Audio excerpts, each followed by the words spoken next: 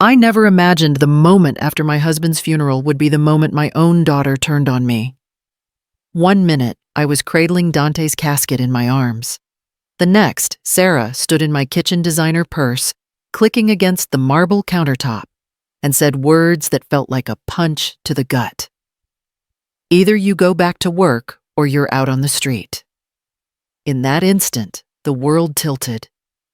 I was 68, newly widowed, and still reeling from losing the man who had been my anchor for 45 years. My morning dress, still stained with tears, felt like a shackle. The coffee cup slipped from my trembling fingers, shattering on the tile, each fragment echoing the pieces of my life Sarah was ready to discard. I stared at her heart pounding as the humming refrigerator and the ticking clock suddenly seemed obscene.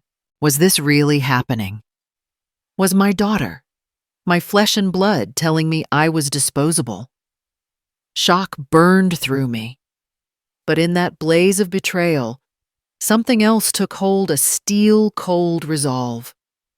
I would not be cast aside like yesterday's flowers. I would not let grief or age define me. My husband had taught me resilience. Now I would show the world and my daughter that even a widow can rise. So I stood up, gathered the broken cup shards in my hand, and met Sarah's gaze. Yes, I would find work. Yes, I would survive. But more than that, I would reclaim every ounce of the dignity she tried to strip away. And if she thought she'd broken me, she had another thing coming. I hadn't noticed the funeral flowers drooping until the moment Sarah snapped her purse shut and leaned forward over the counter. Their once vibrant petals sagged like tired soldiers on Dante's grave, a cruel echo of the way my own heart was sagging beneath the weight of her words. I stood at the kitchen sink, still wearing my black morning dress, the fabric clinging to my shoulders as though afraid to let me go. Mom Sarah said, her voice crisp enough to cut through the air. "I've had enough." She set her designer purse down with a sharp click that reverberated off the marble countertop and sent a chill down my spine. I watched paralyzed as the leather touches on the marble and the shiny hardware gleamed back at me, symbols of a life I no longer recognized as my own. I lifted the coffee pot, intending a comforting pour of warmth, but my hands trembled so violently that I fumbled the handle. The cup slipped from my fingers mid-pour and crashed to the floor, shattering into jagged white pieces. Brown coffee splashed across the tile like inked blame, pooling around my trembling feet. Her face didn't soften. If anything, her expression hardened. "I can't support you anymore," she continued, arms crossed, eyes cold. "Daddy's will left me everything. You need to get back on your feet." 3 weeks ago, I'd been welcomed into her home, my home, after losing Dante, my partner of 45 years. Together, we'd raised Sarah, worshipped at the same church pews, laughed over Sunday roasts. Now I felt as though I'd been uprooted from every memory I'd ever held dear. But Sarah, I managed my voice, quivering more than my hands. "It's too soon." "It's never too soon," she interrupted, voice unyielding. "I have my own mortgage, my kids' school tuition, car payments. You can't live here rent-free forever." I knelt to sweep up the ceramic fragments, each shard slicing into my palm as sharply as her words slashed my dignity. I pressed my fingertips together, tasting copper and regret. She watched in silence, her posture military straight, as if she were judging a performance of inadequacy. "When are you going to find something?" she asked, leaning against the counter. Her tone was businesslike, no comfort, no hesitation, like I was a tenant who'd fallen behind on rent rather than her mother. I have my Social Security," I said, voice barely above a whisper. "It's not much, but I can contribute." "I looked it up," she said, pulling out her phone. $800 a month. That doesn't cover the utilities alone." She tapped her screen as though it held all the answers. My knees ached as I straightened, wiping tears I refused to fully acknowledge. "What do you want me to do?" I whispered. She swallowed. For a moment, I thought I'd see a flicker of guilt, but it never came. Instead, she showed me a job listing private caregiver for a paralyzed billionaire. This pays well," she said, voice final, as if she'd just sealed the deal on a corporate merger. "I've arranged an interview for you tomorrow at 10. It's companionship nursing experience helps, but mostly it's making sure he doesn't hurt himself daily activities. You can handle that." My heart thundered so loud, I was sure he'd hear it upstairs. "Sarah," I said, my tone pleading for mercy I haven't practiced nursing in 40 years. Medicine's changed technology. It's not medical," she told me, her eyes cool. "It's paying attention, running errands, helping with meals reminders. You did this before Dad got sick. You can do it again." The room spun as if the world had been set on a tilt. A paralyzed billionaire round-the-clock care, a house that rivaled a museum. I pictured marble floors beneath my trembling feet, chandeliers dripping crystal into my fragile confidence. "And if I don't get it?" My voice cracked under the question's weight. Her jaw clenched. "Then you're going to have to find another place to live. One that doesn't belong to me."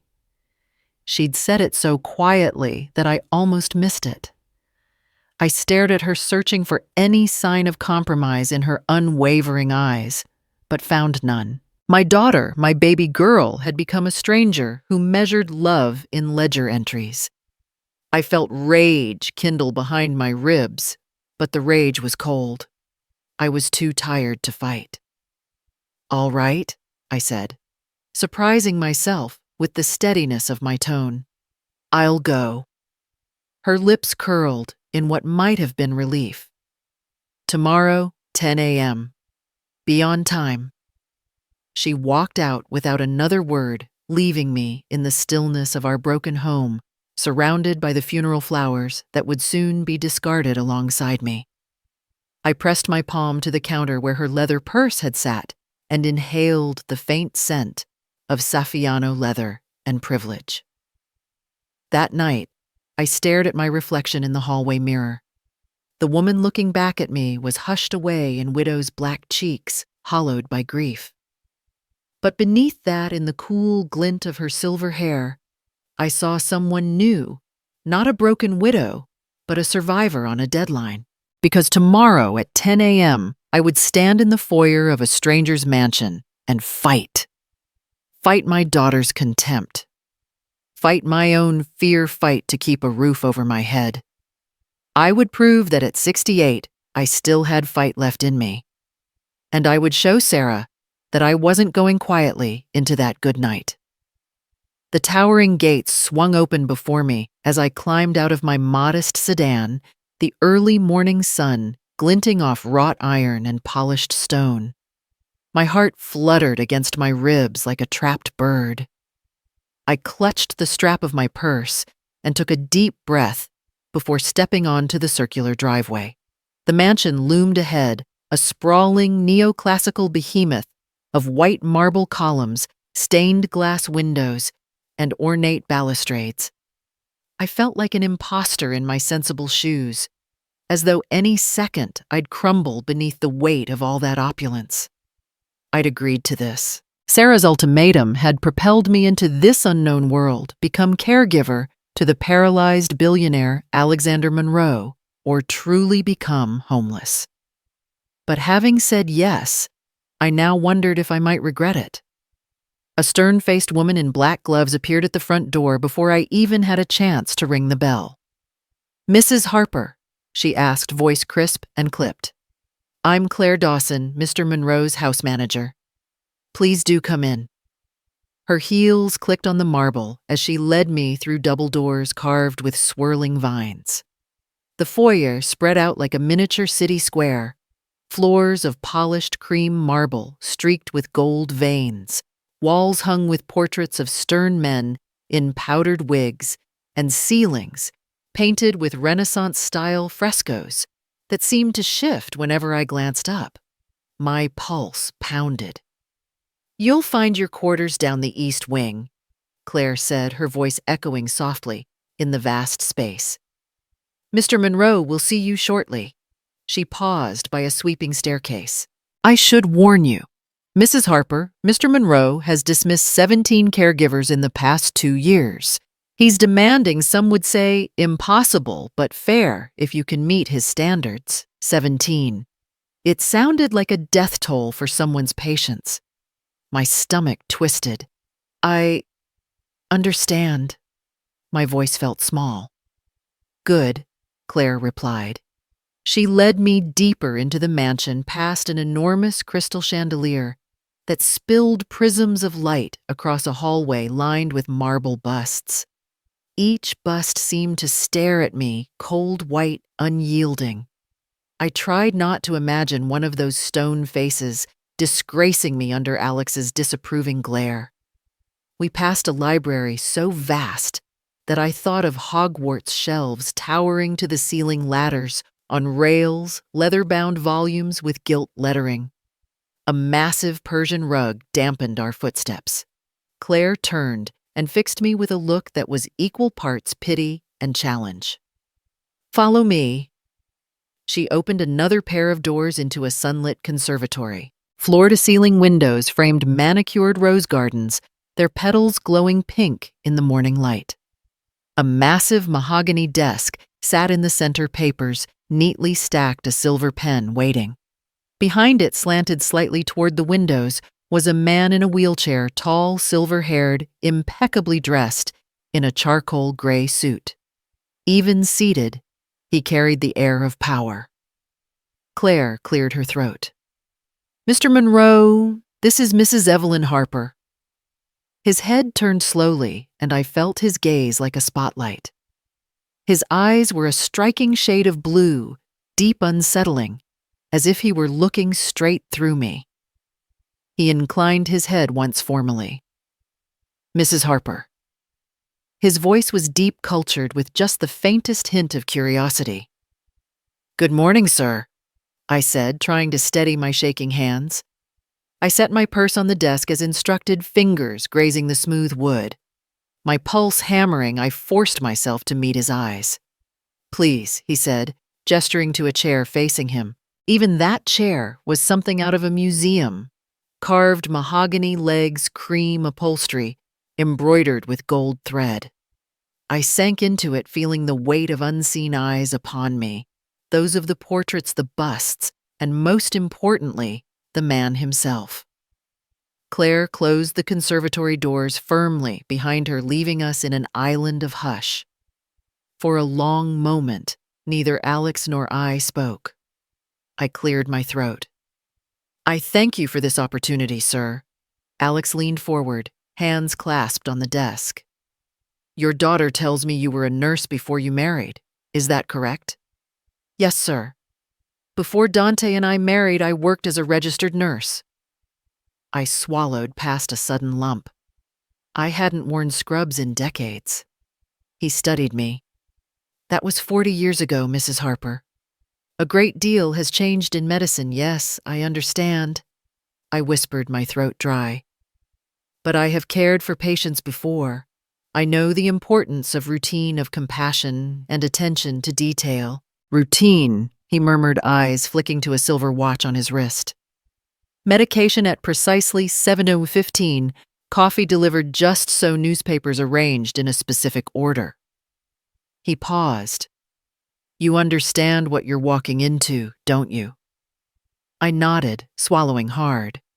The chandelier overhead sparkled like a sky full of diamonds as my heart beat against my chest. "Yes, sir. I'm prepared to be punctual." He closed his eyes briefly, then opened them. "Good. I don't suffer incompetence or gossip. I've had plenty of company who thought I couldn't see the whispers behind my back. You will not be one of them." "No, sir." I felt the air grow heavy with expectation. He leaned back and steepled his fingers. I need someone who can anticipate needs, who notices the subtle changes in my expressions, in the angles of light, in the tone of my voice.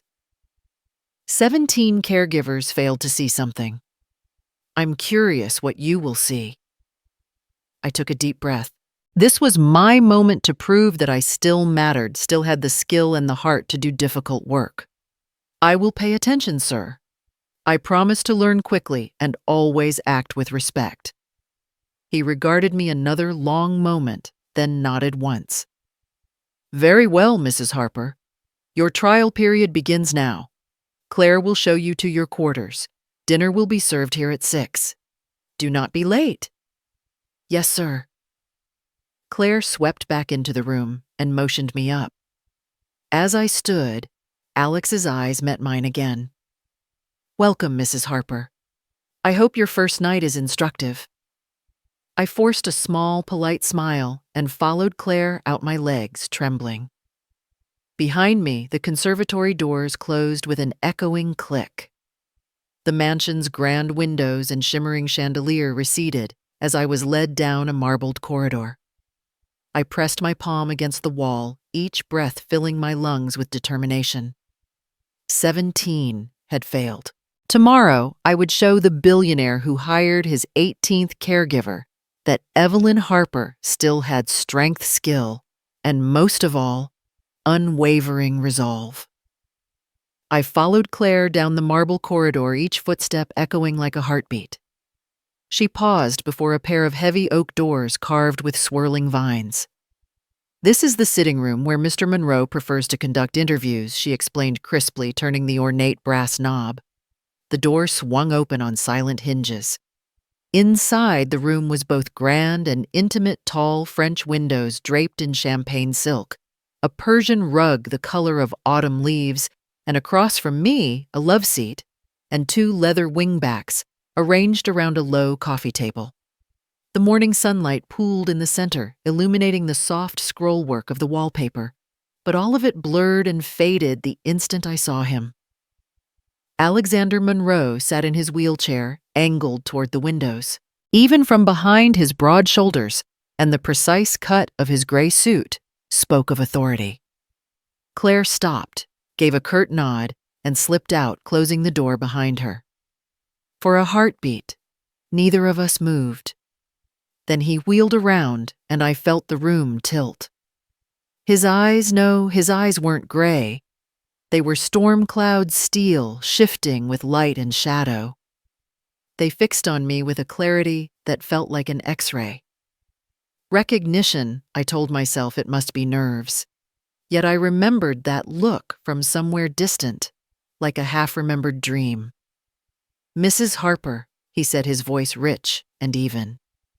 Thank you for coming. I slid into one of the wingback chairs, smoothing my skirt. Thank you for seeing me, Mr. Monroe. I pressed a polite smile into place, though my fingers still tingled from our first handshake. He wheeled closer, stopping just short of the Persian rug's edge. So, he said quietly, you have nursing experience? Yes, I nodded. Yes, sir. Many years ago. I understand this position is more companionship than medical care, but I'm committed to doing my best. He regarded me with that steady gaze, as though weighing every syllable. Tell me, Mrs. Harper, why did you lie about never meeting me before? I blinked, surprised. I'm sorry. His eyes narrowed, but not in anger. More like curiosity, sharpening into interest. You told Claire this morning that you'd never seen my face before. Yet there was some spark when you first looked at me. I felt heat rise in my cheeks. I'd practiced the lie on the drive over, convincing myself it was the safest cover. But now, under his direct stare, the words tasted wrong. Mr. Monroe, I gathered myself. I'm afraid I don't recall ever meeting you. Perhaps in a hospital corridor or charity event, but nothing significant. He leaned back as though assessing my reaction. The muscles in his jaw tightened. Then just as suddenly the tension eased. He studied my face for a long moment, like a sculptor sizing up marble for the first chip. "I see," he said. "Very well." He paused and the hush returned. Only the distant hum of the mansion's heating system underscored the stillness. My heart thudded. Finally, he spoke again, softer this time. "Tell me about your most challenging caregiving experience." I exhaled, grateful for the shift to safer ground. I told him about Mrs. Wallace, the stroke patient, whose husband had drowned in sorrow. About the nights I'd sat by her bedside, coaxing her to take one more sip of water, one more bite of mashed potatoes, when she'd forgotten that food was nourishment and not the enemy. I spoke of small victories, a weak smile after a day of tears, the first time she'd grasped my hand for reassurance. He listened without interruption, his gaze never drifting. When I finished, he wheeled closer again. "Empathy," he said quietly. "That's what I need. Someone who can sense when I'm more than just a body to be managed." I nodded, swallowing. "Sir, I promise you compassion and respect." He regarded me with those steel blue eyes that now held something like warmth. "Good," he said. "I need someone who notices the subtlest shifts when my mood darkens, when the light fails me, when the routines break down. 18 caregivers have tried and failed." He let the words hang. My breath caught. I understand, I said, the weight of his expectation, settling around me like a cloak. "I will not be number 19. He regarded me another moment, then nodded. "We shall see." He wheeled back to the desk and tapped a folder. "This is your schedule for the week. Medication times, meals, physical therapy sessions, emails you'll draft for my assistant. I've listed every detail." I accepted the folder, feeling its weight in my hands. "Thank you, Mr. Monroe." He paused, then studied me one last time. "Mrs. Harper." His voice softened in a way that made my pulse flutter. "Be honest with me. If you ever feel uncertain, tell me." I despise deception. I met his gaze without flicker. "I will, sir." His lips quirked in the faintest of smiles. "Welcome to my house, Mrs. Harper. I think we may learn quite a lot from each other." He extended his hand, and when I reached forward, I felt that same spark, electric, undeniable, that had jolted me the moment I met his eyes.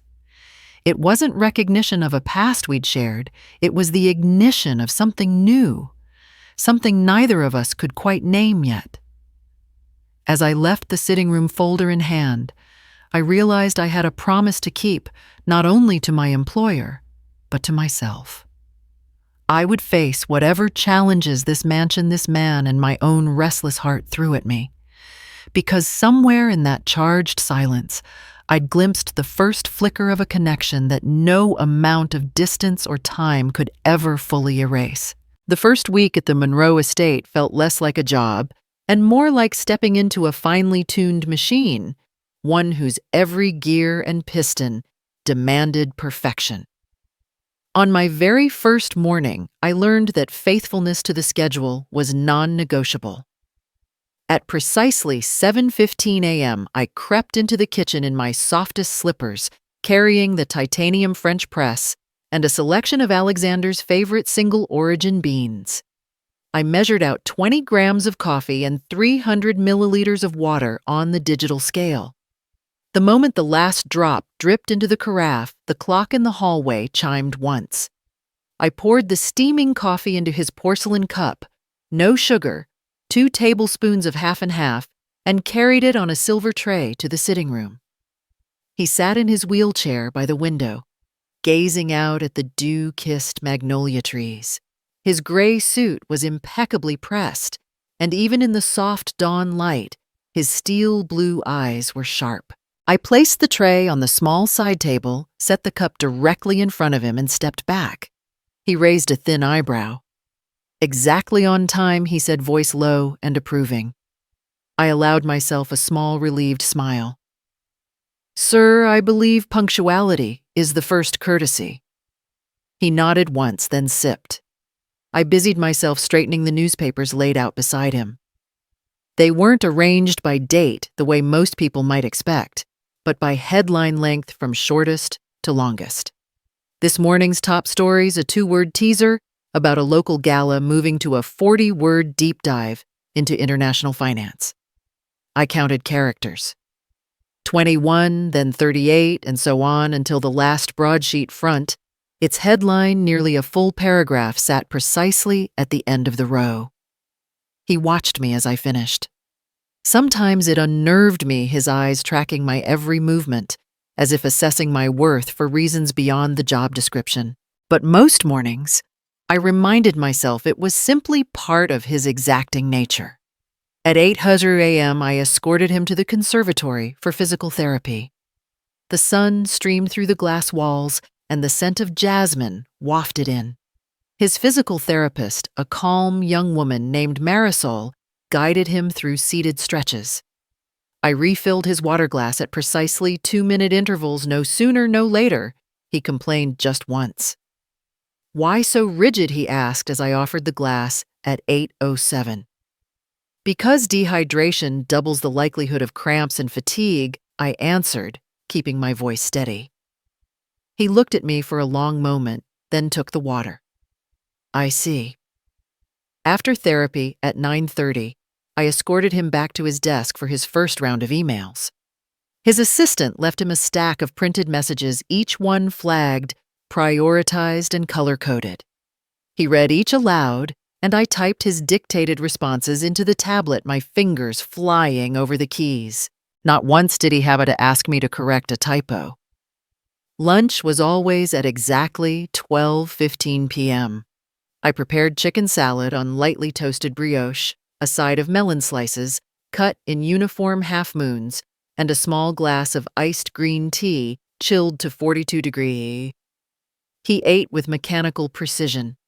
I ate a turkey sandwich in the kitchen to keep the routine intact. Afternoons were a blur of blood pressure readings, insulin checks, and that damned perfunctory crossword puzzle he refused to let me solve for him. Memory exercise, he'd say. At 3:45, I'd bring his afternoon coffee decaf this time and arrange the remaining newspapers in reverse-length order.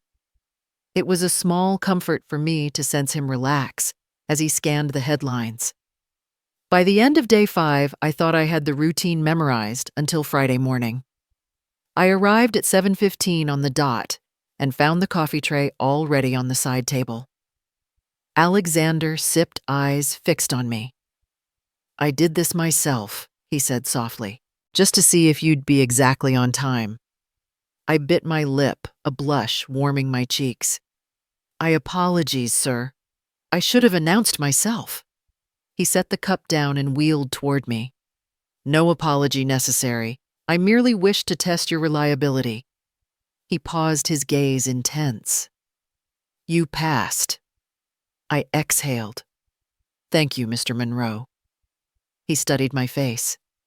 There it was again, the flicker I'd first felt when we met. Something like relief or recognition. I straightened my shoulders. Now, he said, wheeling back to the window, let us continue. On day 6, as I delivered his morning coffee at 7:15, he leaned forward. Mrs. Harper, do you remember what Mrs. Wallace once said about me?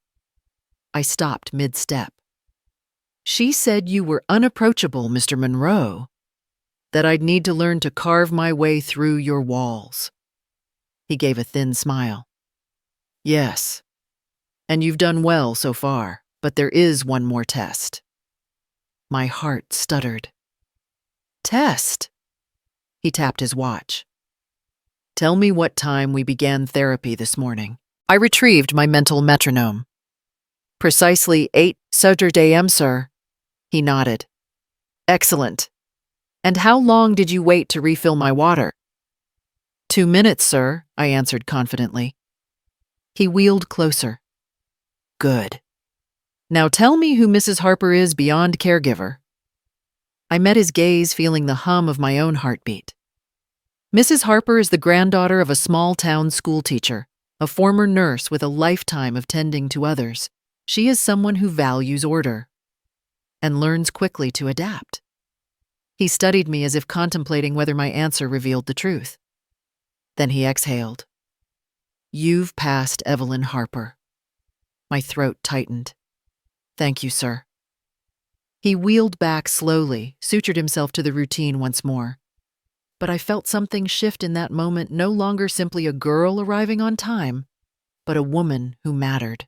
In the days that followed, I found myself watching him too, the way the corners of his mouth softened, when he believed no one was looking, the subtle tremor in his hands at yesterday's memory of an unanswered call, the way he sometimes murmured a name I couldn't quite catch. His rules kept the house running like clockwork. Yet in the precision, I glimpsed something more fragile, a man as lonely as I was, grieving, searching every face for a hint of understanding. And in that silent exchange, I realized the routine was never the real challenge. The real test was earning his trust, letting him know that underneath those rigid schedules and meticulously aligned newspapers, there was a heart willing to be seen. As I closed the doors on another exactly timed day, I felt not exhaustion, but resolve. Because beyond the machine of routines lay the promise of something deeper. If only I could prove worthy of more than number 18. If only I could show him that order and compassion could coexist, and that in me he might finally find someone who noticed not just the clock, but the person behind it. I wasn't looking for nostalgia when I first set foot in the guest wing, my new quarters in the Monroe estate. But the moment I flipped on that soft lamp by the dresser, the invitation draped itself across the top shelf like a silent whisper. 3 battered cardboard boxes, edges crusted with dust, sat against the wall. I paused, heart fluttering. The labels were in my handwriting. Photos memories don't open. My pulse throbbed as I knelt beside them. My gloves felt cheap against the brittle cardboard. I lifted the lid on the first box and was greeted by a flood of childhood snapshots, me in pigtails, clutching a fishing pole. Our old house standing squat and proud behind me. My mother's smiling face caught mid-laugh. I touched one photo, fingertips trembling. Oh, Evelyn, I whispered to myself, as if I'd forgotten the girl in the picture altogether. I moved on to the second box. Nursing school portraits stared back, a fresh-faced 22-year-old in crisp white uniform, a stethoscope draped around my neck, my name pinned above the pocket. The edges of the photo curled under my thumb. I remembered the late nights in the dorm studying fever charts, practicing bed baths on each other, the solidarity of classmates lining the corridors. I traced the curve of my own smile, proud and unguarded, and for a moment wondered what had happened to that confidence. But the third box, oh, the third box. I almost set it aside, wary of unearthing something I wasn't sure I could face. My breath caught as I lifted the lid and saw the familiar faded leather of an old photo album. The spine was cracked, and a thin line of guilt, once brilliant, had long since dulled. I should have packed this away, buried beneath layers of time. Instead, I gently removed it and sat down my back against the soft coverlet of the guest bed. Inside the first pages were the ones I knew by heart. Kindergarten class me clutching a papier-mâché duck. My nursing school graduation cap tilted jauntily. These were safe. But page after page led me deeper until I reached a photograph that made my breath stall. There I was, 20 years old, in a yellow sundress I had sewn myself. Sunlight caught the fabric, making it glow like butter.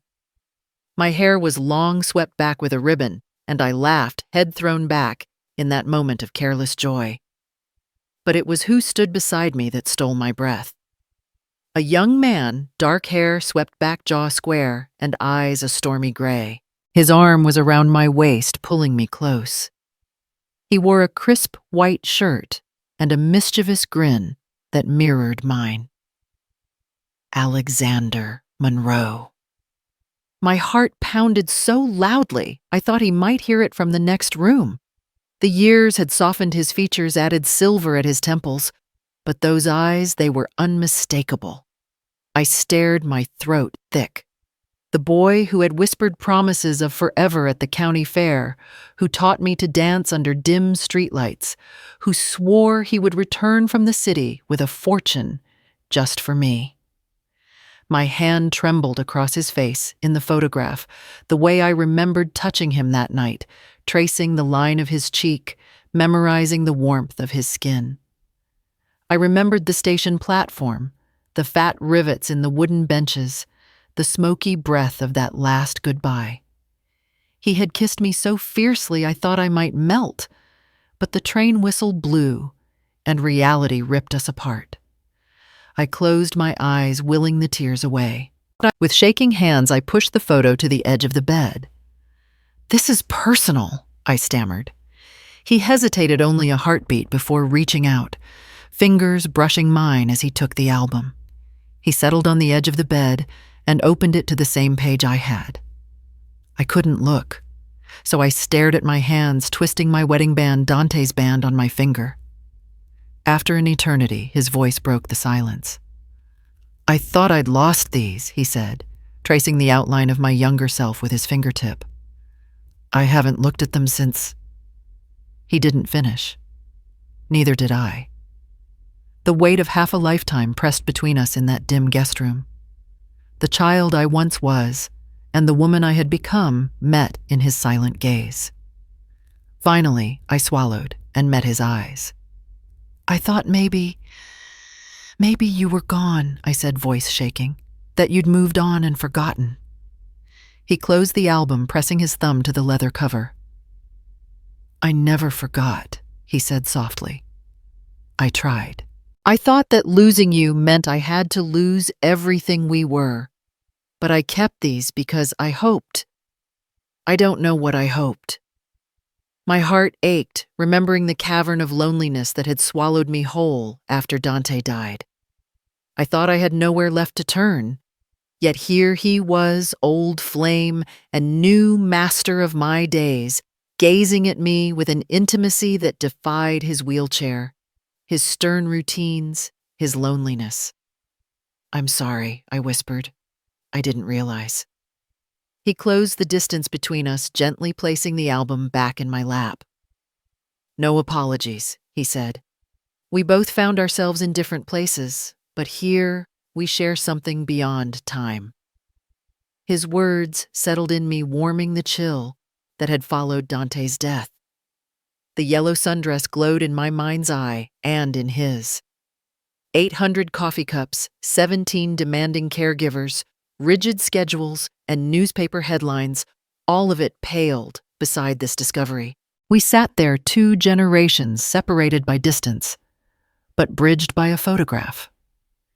In that moment, I understood that the past and present weren't enemies.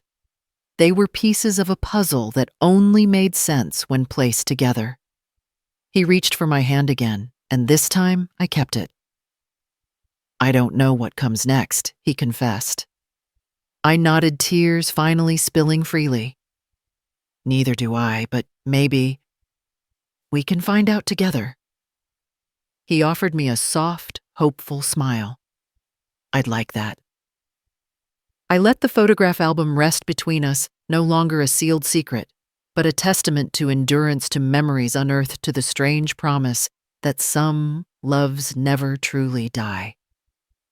And as I squeezed his hand, I felt that first flicker of hope igniting in my chest, warmer than any routine, brighter than any yellow dress. I found myself standing in the conservatory an hour later, the late afternoon sun slanting through the glass walls and casting long shadows across the tile floor. The air smelled faintly of jasmine from the potted vines Alexander had insisted on growing here. A touch of softness, he said, in a room otherwise given over to business calls and boardroom decorum. I clutched the old photo album against my chest as I stepped toward him, my heart thundering in my ears. He was seated in his wheelchair by the tall, arched window arms, resting on his lap, head bowed. The golden light haloed his silver hair. For a moment, I doubted my courage. What I was about to say could change everything. Alexander. I began voice-catching. He looked up those gray eyes so like the stormy sea of my youth, meeting mine with a mixture of longing and fear. Evelyn, he murmured, leaning forward as if drawn by invisible threads. I settled onto the chaise across from him, cradling the album in my lap. I need you to know something. I took a breath, feeling the oppressive weight of all those years fall away. When you left, when you climbed onto that train and disappeared into the fog, I never forgot you. His mouth parted a silent gasp. His hand twitched as though to reach for mine, but he hesitated. It wasn't just teenage infatuation I pressed on, surprising myself with the steadiness in my voice. You were the first man who ever made me feel seen. I kept every letter you sent me. I saved them in hopes one day you'd come back. A tremor ran through his shoulders. Evelyn, I'm so sorry. Tears welled in his eyes, and I thought for a moment he might break entirely. I waited, forcing myself to remain calm. I deserved the truth. He swallowed, eyes glistening. My business partners intercepted your letters. I blinked, stunned. Intercepted them. His voice shook as he spoke. I'd left for the city eager to build a life, and they feared I'd squander everything on a small-town girl. He broke off, voice thick. They told me you'd moved on. Anger flared hot and sudden. They lied. He bowed his head. I should have trusted you. Every time I asked about you, they kept saying, Evelyn, who you're building an empire now. Why look back? I believed them. I closed my eyes, picturing my young self, writing letter after letter, each one unanswered. The ache in my chest was still fresh. And so, you thought I'd forgotten? He nodded, tears spilling over. I watched you marry Dante. I saw you become the devoted wife, the mother, the pillar of your community. I assumed you were happy. I reached out, brushing his cheek. I was happy in my own way, but part of my heart stayed with you. His breath hitched. Evelyn. He paused, gathering himself. I have loved you for nearly 50 years. The words fell like rain, each syllable a drop that drenched me completely. Nearly 50 years. I pressed my hand against my heart, feeling its frantic beat. You loved me. He let out a long, trembling laugh. How could I not? You were everything brilliant, kind, determined. You saved patients' lives. You saved my heart. I swallowed a sob. You're crying. His lips trembled into a smile so fragile I wanted to cradle it in my palm. Yes, because I never thought I'd see you again.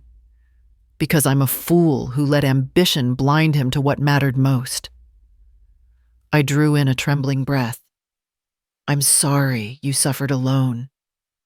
He reached for my hand, his fingers cool and familiar. Don't apologize. You lived your life beautifully, fully. You were everything I dreamed you could be. Heat bloomed in my cheeks. But I have regrets, he interrupted softly. Regrets and accomplishments. But none of it matters if I lose you again. I leaned forward, letting the album slip from my lap to the chaise beside me.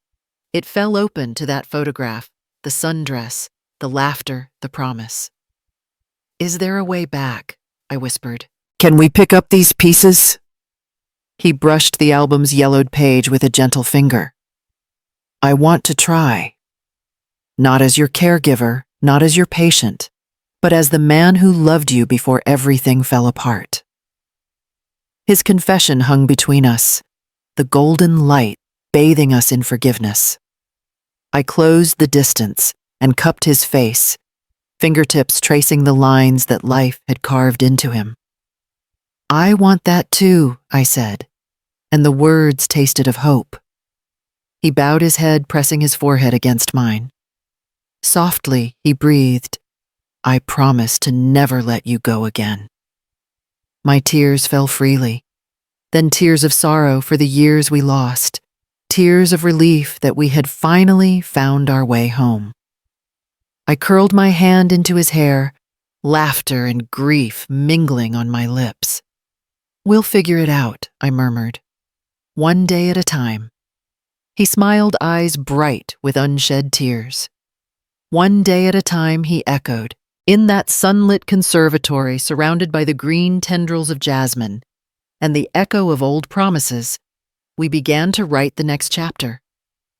Not as patient and caregiver, not as two people defined by age or circumstance, but as Evelyn and Alexander, two hearts beating in quiet unison, determined to make up for the years that had slipped through our fingers. The morning light filtered through the conservatory's glass, turning the air into soft gold. I had just finished arranging the orchids on the antique side table when Alexander rolled in a letter clutched in his hand. His piercing gray eyes, still a shade younger than his silver hair, bore into me with a mixture of anticipation, and I realized nervousness. Evelyn, he began, his voice slightly trembling. There's something I've been meaning to ask you. He cleared his throat and settled his wheelchair beside the chaise, where I sat, hand resting on his own. I braced myself. The memory of our confession the day before, still vivid, his tearful admission of love, my promise to try. But I hadn't expected what came next. He unfolded the letter with deliberate care. I sent this to your daughter this morning, he said, handing it to me. I felt its weight before I even read the neat typed words. My dearest Evelyn, our lives have been woven together by time and memory. Yesterday in the conservatory, I asked you to stay in my life not as your employer, master, or patient, but as something more, a companion, a partner perhaps, even as your husband. If you feel as I do, I would be honored if you would marry me. Yours always, Alexander. My breath caught in my throat. I stared at the elegant script, every word a promise that felt both thrilling and terrifying. I looked up at him, startled, to see the vulnerability etched on his face lines I'd only glimpsed in private moments, never in his corporate boardrooms or curt morning consultations. Alexander, I trailed off, voice unsteady. Part of me wanted to leap into his arms. Another part froze, remembering Sarah's ultimatum, her scornful words about gold diggers and silver-haired millionaires. I swallowed hard, heart pounding like a grandfather clock. He reached out, fingers brushing mine. I know this is unexpected, he said softly. And I know I'm asking a lot, but I've spent my life building an empire of success at the cost of personal happiness. He hesitated, frustration flickering in his eyes. You remind me of who I once was and who I could be again. I want to spend whatever time I have left making you as happy as you deserve. Tears welled in my eyes. Alexander, I looked down at the letter as though reading it for the first time. 4 simple paragraphs that threatened to change everything. What if Sarah is right? What if I'm stepping into another trap, this time even deeper? But what if this is the gift of a lifetime? He leaned closer. You don't have to answer now. Think about it. But know that my offer stands for as long as you need." I knotted my throat tight. He gave me a small, hopeful smile before gliding away, leaving me alone with my racing thoughts. The orchids beside me seemed to pulse with new possibility, their petals bright as if cheering me on. Later, I found myself in the guest wing pacing the hallway outside my room. My fingers traced the spines of the photo albums on the shelf our shared past and separate lives laid bare in faded snapshots. I closed my eyes, recalling the warmth of Alexander's touch, the earnest vulnerability in his confession. I thought of Sarah slipping through the doorway with that cold look of disdain. She had warned me that companionship with a wealthy, paralyzed man would only bring scandal and heartbreak. She would accuse me of folly, of betraying her father's memory.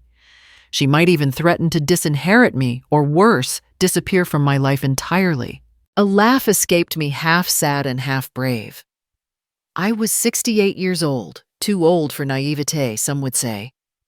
But if there was a second chance at love at being seen, not just as a caregiver, but as a woman cherished, could I really refuse it out of fear? The afternoon sun slanted through the windows, and I realized I hadn't washed Alexander's morning dishes or prepared his afternoon tea. Duty snapped me back, reminding me who I was and why I was here. I paused, steeling myself. I would stay by his side first, as his companion, perhaps, soon as something more. The world had told me plenty of times that I should settle for safe routines and modest expectations. But Alexander's offer demanded boldness. That evening, after I'd arranged his dinner tray and helped him with his evening exercises, I guided his wheelchair back to the conservatory. He was waiting, his silhouette calm in the lamplight. I closed the distance, taking a deep breath. "Alexander," I began, voice firm but gentle. He turned to me, expectation shining in his eyes. "I've thought about your proposal," I said, glancing at the wedding letter on his desk. "And I'd be honored to be your companion." His face lit up with relief, his lips curving into a radiant smile. "Evelyn," he whispered, reaching for my hand. I squeezed his fingers, feeling a thrill of triumph and love. "But I need you to understand," I continued. "This isn't just about companionship. It's about building a life together, one that respects our past, our scars, and our hopes." He nodded, eyes glistening. "Nothing would make me happier," he said softly. "You honor me more than you know." We sat together in the warmth of the conservatory, hands entwined as the night deepened outside. For the first time since Sarah's ultimatum, I felt a strong sense of choice. I had chosen life, love, and unexpected possibility over fear. And though I knew the road ahead would be uncertain, Sarah's disapproval, society's whispers, I also knew that this moment, this honest, courageous answer, was the beginning of something real. In the quiet hush, Alexander pressed my hand to his lips and murmured, "Thank you for saying yes, and I."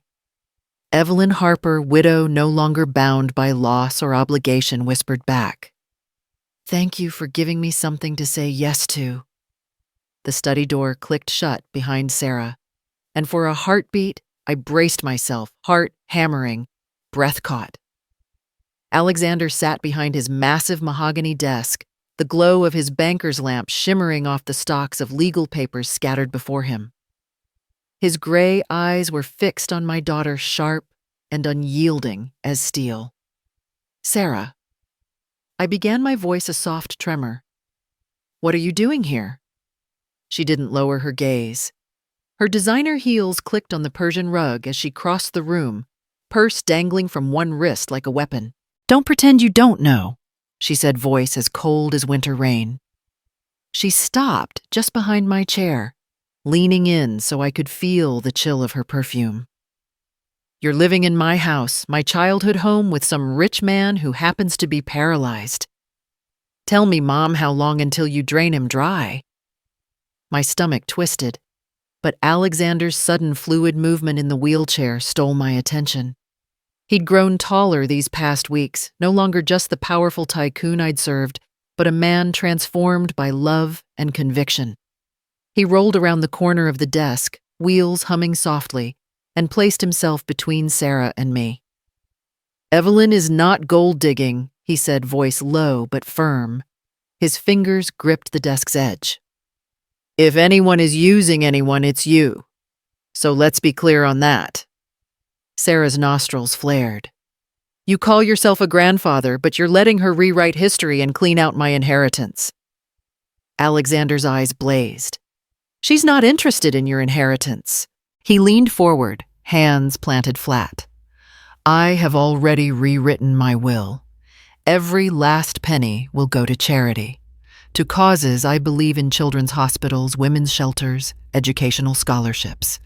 Nothing will go to me, and nothing will go to anyone expecting to inherit from me.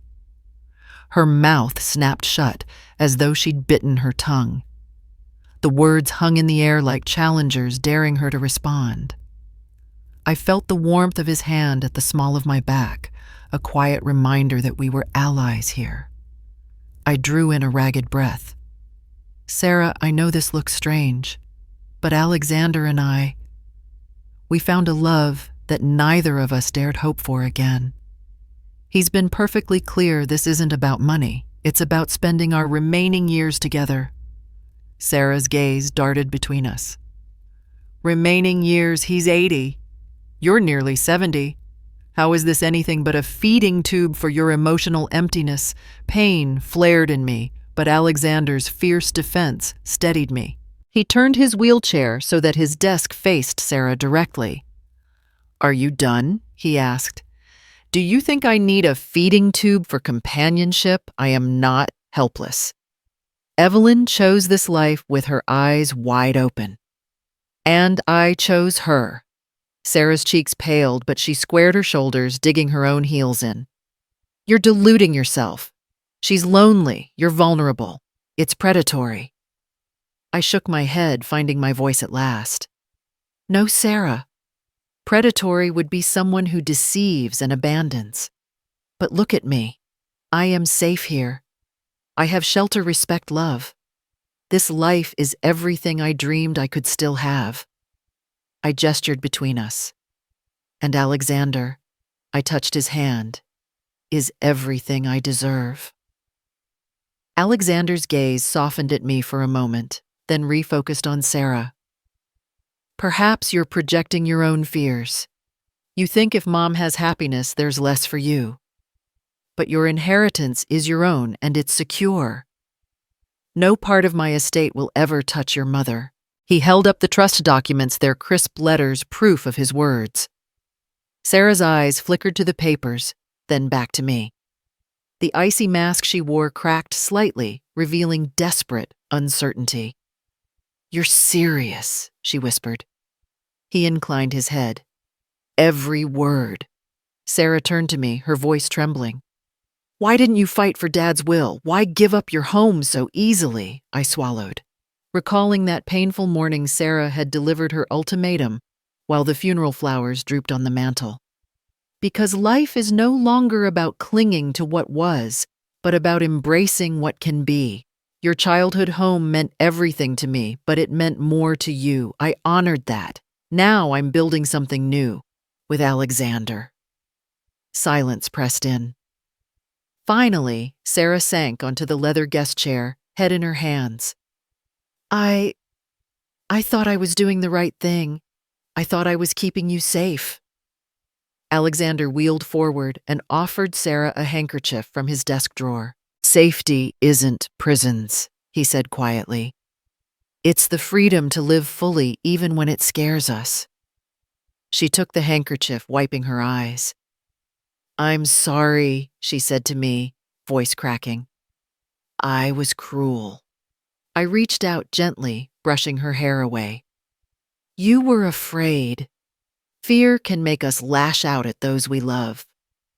Sarah looked at Alexander, then back to me. You two, You really do love each other." He managed a small smile. "Yes, Sarah, we do." Tears welled in my eyes as I rose and embraced my daughter. "Then maybe you can be happy for me." She allowed herself to lean into the hug, her arms tightening around me. "I'll try." Alexander's voice rumbled softly from behind us. "And I'll always defend you, Evelyn. No one else can claim your heart." I stepped back, taking his hand.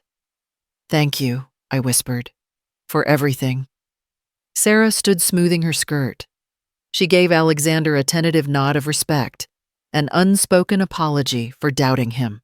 "I'll leave you two to your life," she said with a wry smile. As she left the study, the door closing gently behind her, I stood between the two men who defined my past and future. Alexander turned to me, eyes warm and relieved. "Are you okay?" he asked. I nodded, pressing my hand to his. "Yes, more than okay. I'm home." Together, we watched the afternoon light fade, secure in the knowledge that love and the courage to defend it had rewritten our story far more beautifully than any inheritance could. I was folding laundry in the guest wing when I heard Sarah's soft knock on the door. It was late afternoon sunlight slanting through the curtains and dust motes dancing in the beams. My heart fluttered, part relief, part dread, because by now I knew Sarah's visits could be triumphant or devastating. "Mom," she said, her voice trembling. I set down the towel and opened the door. Her eyes were red-rimmed and she clutched a manila envelope to her chest like a lifeline. "Come in, sweetheart," I whispered, stepping aside as she entered. The envelope thudded on the side table between us, its sealed flap, begging to be opened. "I found them," Sarah said, voice cracking. I found Dad's letters." Her hands shook as she slid the envelope toward me. My breath hitched. They were hidden in his desk drawer underneath those old bills you never threw away. I sank into the armchair beside the small desk, where Alexander once confronted me about my own past. Sarah perched on the edge of his desk legs, wrapped in anxiety. "What did you see?" I asked, bracing myself. She swallowed. "There are dozens of letters postmarked over the last 2 years of his life. And they're to a woman named Jennifer Love Letters' mom. He told her he loved her, that he regretted every night he wasn't at her side. He called her his muse, his reason to breathe." Her voice quavered with a collision of anger and sorrow. I read one. He wrote that he was torn between the life he built with you and the life he wished he'd had with her. A cold hollow opened in my chest. I thought of Dante's gentle smile, the way he held my hand through Sunday drives, of the quietly supportive man who had weathered every storm with me. Yet here was proof of a secret storm I'd never seen coming. "Sarah," I said softly, tears warming my cheeks, "I'm sorry you had to find them like this." She blew out a breath. "I'm sorry, Mom. I thought I was doing the right thing, searching for the truth so I could protect you from being hurt again. But now—" She pressed her fingers to her lips, eyes glistening. "Now I feel like I betrayed him. Betrayed both of you." The words pierced me. If only she had left them unread, but then she wouldn't know, and I would keep pretending. I forced a smile. "I understand why you needed to know. And I'm grateful you told me." Her head snapped up. "Grateful, yes." I reached for her hand. "Because this knowledge gives us a choice. We can let it destroy us, or we can let it set us free." My throat tightened. I loved him, Sarah. For 45 years, I loved him with everything I had. But love doesn't blind us forever. It only takes one moment of honesty to start healing. Sarah's tears spilled over. She buried her face in her hands, shoulders shaking. I whispered, It's okay to cry. She looked up, mascara streaked like black rivulets down her cheeks. I'm so sorry, Mom. I judged you for choosing Alexander for moving on. But Dad, I thought he was perfect. Her voice broke. He wasn't perfect. I leaned across and hugged her, wrapping my arms around her slender frame. No one is perfect, I murmured. Not your father, not me, not anyone. But we loved fiercely, and that matters. She lifted her head and sniffled. Can you forgive him? I studied the envelope on the table, the rough edges that held the weight of his secret. I can forgive him, I said, because he was human. And perhaps he needed Jennifer in ways I couldn't give him at the time. That doesn't erase our life together, or the love we shared. Sarah took a shuddering breath. I forgive him too, and I forgive myself for thinking I had the right to tear open his drawers. Relief washed through me. Thank you, I whispered. She wiped her tears. Thank you for understanding. I came here to protect you, but I feel more connected to you now, like I'm part of something real again. I smiled. You are part of something real and enduring. And that's exactly why this matters. We honor your father's memory by living fully, not by hiding from the truth. Sarah nodded, beginning to settle the tension in her shoulders. Can I ask you something? She said. Always. How do you move forward? Her question was raw with worry. How do you keep loving someone in your case, Alexander, when you just learned your husband of 45 years had his own secret love? I considered, then reached for the manila envelope and tore it open. Pulling out one letter, I smoothed the paper across my knee. We move forward by embracing honesty, I said softly. By acknowledging our hurt, but choosing the people who stand by us anyway. I handed the letter to Sarah. Read it. She glanced at the first line, Dante's looping script, and her hand went to her mouth. But she read on her eyes wet as she absorbed his words, his apologies, his yearning, his remorse. When she finished, she looked at me with a new understanding. I see him now, she whispered. Not a perfect man, but a man who felt deeply and made mistakes because he was trying to live two lives. I nodded. Exactly. Sarah closed her eyes. I can forgive him for that. And I can forgive you, Mom, if you'll forgive me for doubting your choices. Tears filled my eyes. I could never doubt you, I said. But yes, I forgive you. We embraced again this time with tears of release. In that moment, I sensed a bridge forming between past and present, between two generations healing together. When we pulled apart, Sarah smiled through her tears. Let's bury these letters, she said, half laughing. In a little ceremony so they can rest with him, I agreed. And we'll plant a rose bush beside his grave, one that grows stronger every year. Sarah nodded, her eyes shining. He'd like that. Silence settled, but it was a warm, gentle silence. We sat side by side holding each other's hands and watching the late sun filter through the window, gilding the dust motes like tiny embers of hope. In that quiet room, I realized that forgiveness wasn't just a gift to the one who hurt us. It was a gift to ourselves, a way to let go of bitterness and breathe freely again. And as mother and daughter, we would rebuild our trust on a new foundation, one forged by truth, compassion, and the unbreakable bond of love.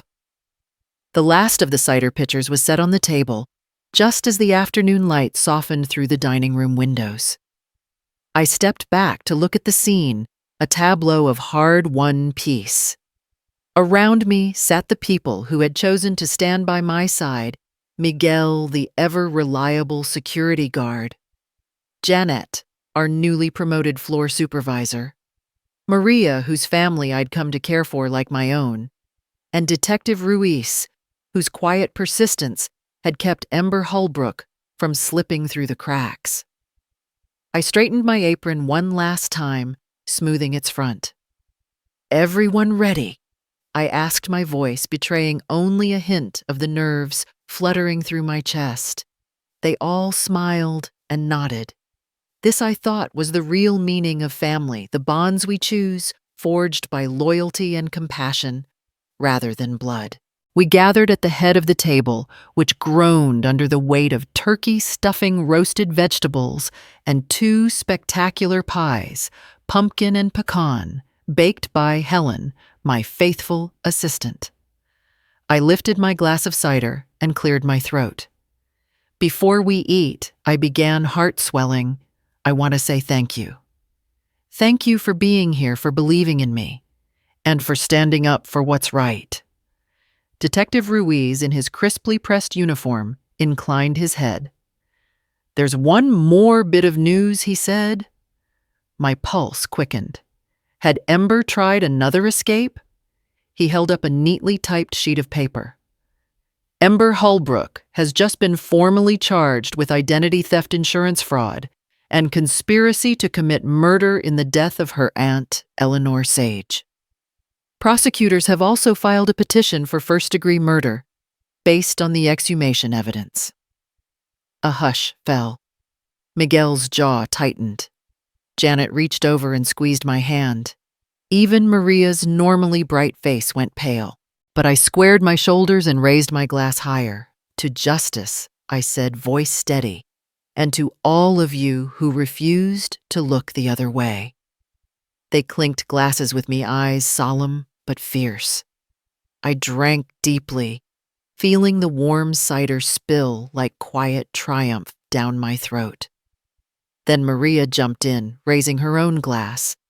And to Mrs. Morrison, she toasted, her gaze shining with affection, for teaching us that real power lies in kindness and in standing up for those without a voice. I blinked back tears as Janet whispered, "You showed us what family can be." Laughter rippled through the room, lifting the tension like a breeze through autumn leaves. Plates were passed, scoops of turkey and heaping spoonfuls of stuffing, sliding onto eager forks. The savory scents and the easy conversation wove through me a tapestry stronger and more comforting than any crystal chandelier overhead. Over roasted potatoes, Miguel recounted an impromptu office kitchen dance party he'd witnessed when Ember first showed up in that uniform, an image that drew chuckles from everyone.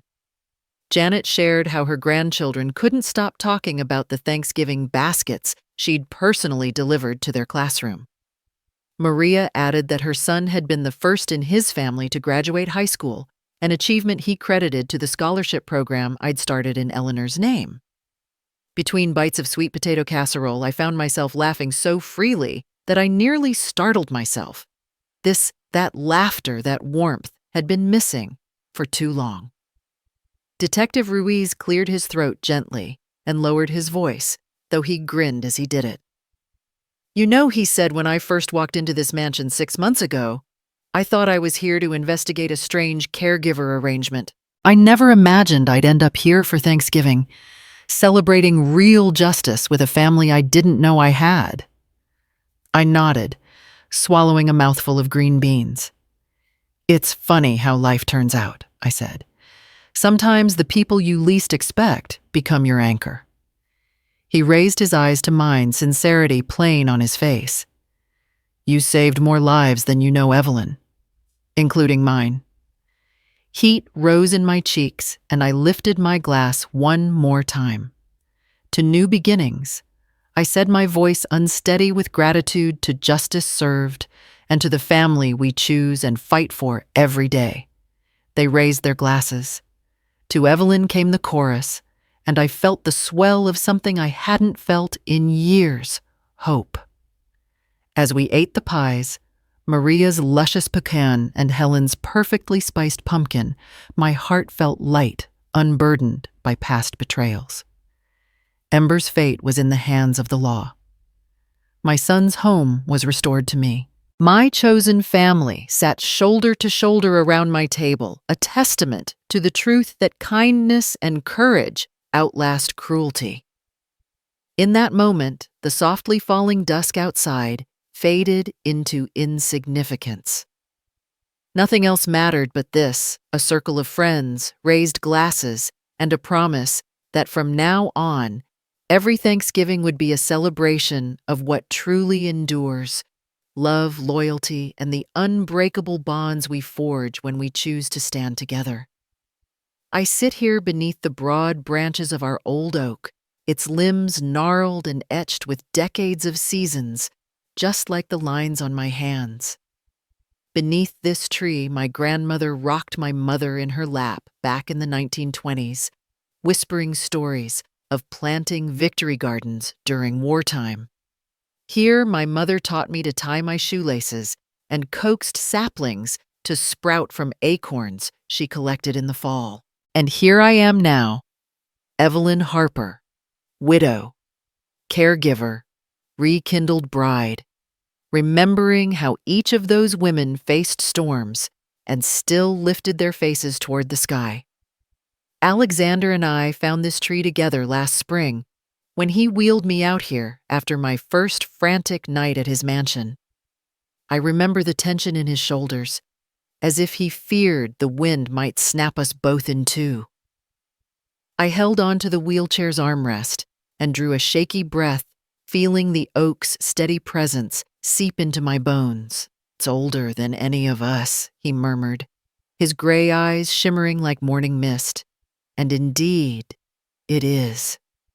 4 generations deep with family memories, its roots tangled into the earth like the threads of our own lives.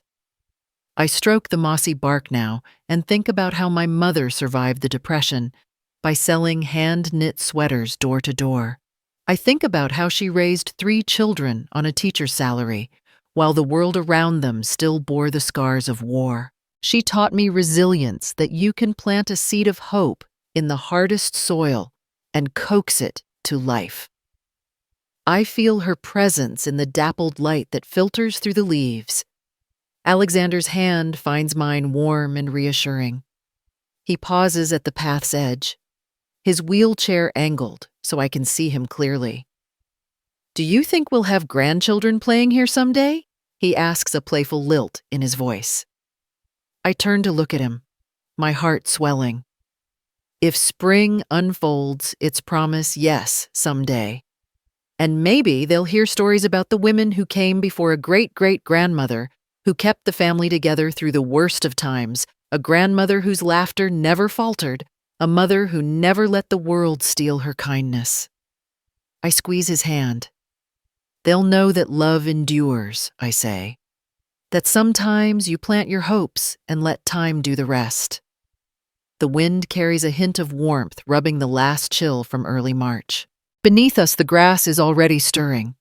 I see tiny green shoots bracing for daylight.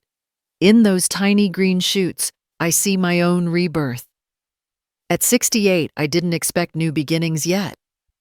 Here I stand, betrothed to the man I loved, first celebrated by a daughter who once cast me out, surrounded by friends I chose and who chose me. Life has come full circle. I lean back against the tree's trunk and close my eyes, letting the memory of last autumn's harvest dinner wash over me.